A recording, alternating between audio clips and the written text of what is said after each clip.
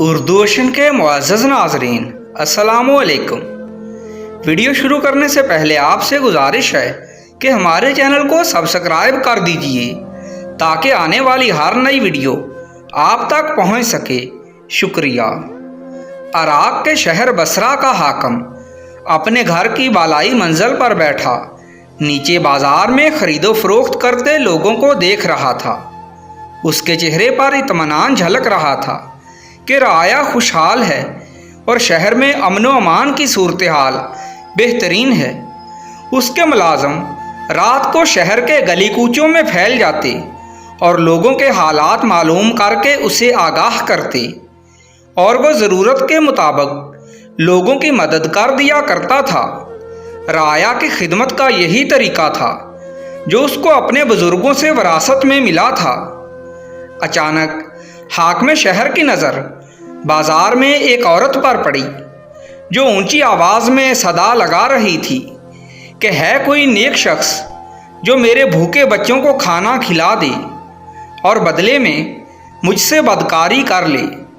حاکم شہر اس عورت کی دردناک فریاد سن کر لرز گیا اور دربان سے کہا کہ اس عورت کو فوراً میرے پاس پیش کرو، میں جاننا چاہتا ہوں کہ وہ سرے عام ایسا کیوں کہہ رہی ہے۔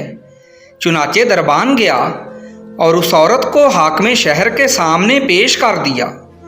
وہ ایک جوان اور حسین عورت تھی۔ حاکم نے اس عورت سے پوچھا کہ تم کو معلوم ہے کہ تم سرے عام بازار میں لوگوں کو گناہ کی دعوت دے رہی ہو اور اس عمل کی کتنی سخت سزا تم کو ملنے والی ہے۔ عورت نے سر جھٹک کر بے نیازی سے کہا کہ سزا اور جزا کی پرواہ میں کیوں کروں جب اس شہر کا رواج ہی یہی ہے کہ جسم کے بدلے اناج ملے گا۔ حاکم شہر عورت کی بات سن کر حیران ہو کر پوچھنے لگا کہ اے خاتون، مجھے تمہاری بات کی سمجھ نہیں آئی۔ میں شہر کا حاکم ہوں، میرے پاس آرام سے بیٹھو اور مجھے پوری بات بتاؤ کہ تم ایسا کیوں کہہ رہی ہو، جبکہ ہمارے نظام میں ایسی کوئی خرابی نہیں کہ شہر میں لوگ بھوکے سوئیں یا ان کو اناج لینے کے لیے اپنا جسم بیچنا پڑے۔ وہ عورت کہنے لگی، میرا شوہر 3 چھوٹے بچوں کی ذمہ داری مجھے سونپ کر جنگ میں مارا گیا۔ اس کی چھوڑی جمع پونجی سے کچھ عرصہ تو ہمارا چولہا چلتا رہا، پھر گھر میں فاقے شروع ہو گئے۔ کمانے والا کوئی نہیں تھا مگر کھانے والے 4 تھے۔ ایک رات میرے بچے بھوک سے رو رہے تھے کہ دروازے پر دستک ہوئی۔ میں نے جا کر پوچھا کہ کون ہے، تو آواز آئی کہ میں حاکم شہر کا بھیجا ہوا ہوں، تمہاری مدد کرنے آیا ہوں۔ میں نے خوش ہو کر دروازہ کھول دیا تو وہ آدمی میرے حالات پوچھ کر اور راشن کا تھیلا میرے گھر ڈال کر چلا گیا۔ کچھ دنوں بعد جب راشن ختم ہو گیا اور دوبارہ سے فاقے لوٹ آئے تو ایک رات وہی آدمی دوبارہ آ گیا، لیکن اس بار اس کے ساتھ راشن نہیں تھا۔ اس کو خالی ہاتھ دیکھ کر میں مایوس ہو گئی۔ میرے بچے بھوک سے بلبلا رہے تھے۔ وہ آدمی کہنے لگا کہ اگر تم میرے ساتھ بدکاری کرو گی تو میں ساری زندگی تم کو راشن دیتا رہوں گا اور تیرے بچوں کا خرچ میرے ذمہ ہوگا۔ لیکن میں نے اس آدمی کو بے عزت کر کے گھر سے نکال دیا۔ میں نے کہا کہ مجھے ایسے سہارے کی ضرورت نہیں جس میں مجھے اپنی عزت کا سودا کرنا پڑے۔ اے حاکم شہر، وہ رات تو ہم نے بھوک میں جیسے تیسے گزار دی، مگر اگلے دن میرے بچے بھوک سے نڈھال ہو کر گر پڑے۔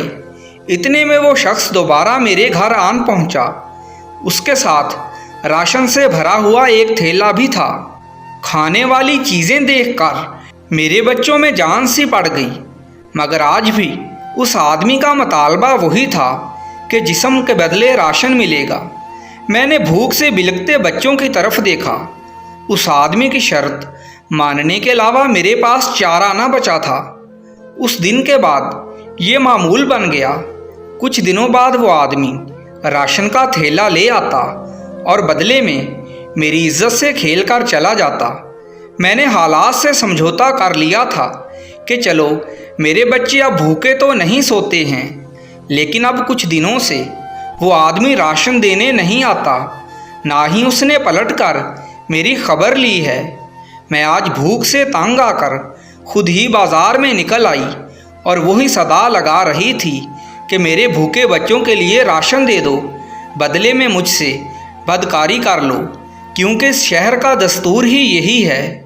یہ کہہ کر وہ عورت پھوٹ پھوٹ کر رو پڑی۔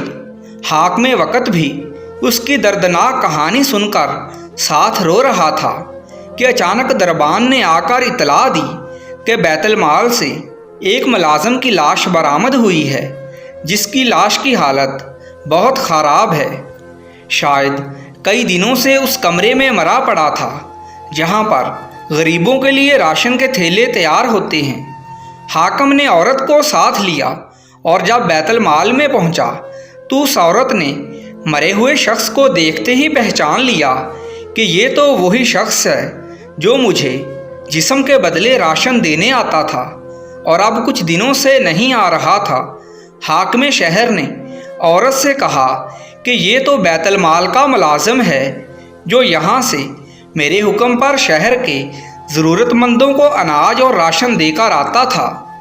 تم کو جوان اور اکیلی پا کر اس کی نیت بدل گئی اور وہ راشن جو تمہارا جائز حق تھا وہ اس نے تمہیں مجبور کر کے بدکاری کے بدلے میں دینا شروع کر دیا، اور آج اس کا انجام تم نے اپنی آنکھوں سے دیکھ لیا۔ پھر حاکم شہر نے اسی وقت فرمان جاری کر دیا کہ جب تک یہ بیوہ عورت زندہ ہے اس کے گھر کا سارا خرچ بیت المال سے جایا کرے گا، اور اس کے بچوں کی تعلیم و تربیت کا خرچ بھی حکومت وقت اٹھائے گی۔